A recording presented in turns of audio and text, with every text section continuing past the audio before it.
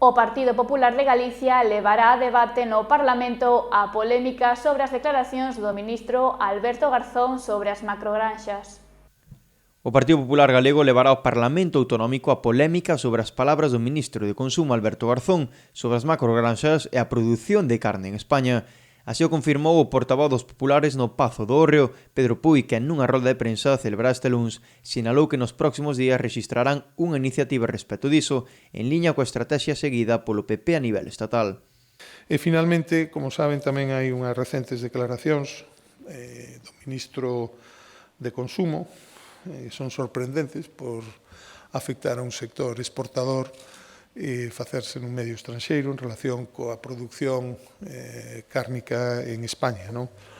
E nós creemos que esta reacción xenérica que houve en contra das súas declaracións, sin menos valorar o fondo do debate, pois tamén exixen un pronunciamento da Cámara e, polo tanto, tamén estes días registraremos, ao igual que se está a facer noutras comunidades autónomas, algunha iniciativa ao respecto. Así mesmo, Pedro Puy comentou a decisión do Goberno Central sobre os incentivos fiscais vinculados ao Xacobeo, calificándoa dunha decisión moi sorprendente. Un debate sobre a decisión do Goberno de España, despois ratificada polas Cortes, de non estender a este exercicio os incentivos fiscais vinculados ao Xacobeo. É unha decisión un tanto sorprendente. Como saben, eses beneficios fiscais apoian investimentos e accións que se fagan relacionados co Camiño de Santiago, nos municipios que percorren os distintos camiños e que permiten facer melloras nas hospederías, na restauración, mesmo en actividades relacionadas, actividades económicas relacionadas coa propia peregrinación, non?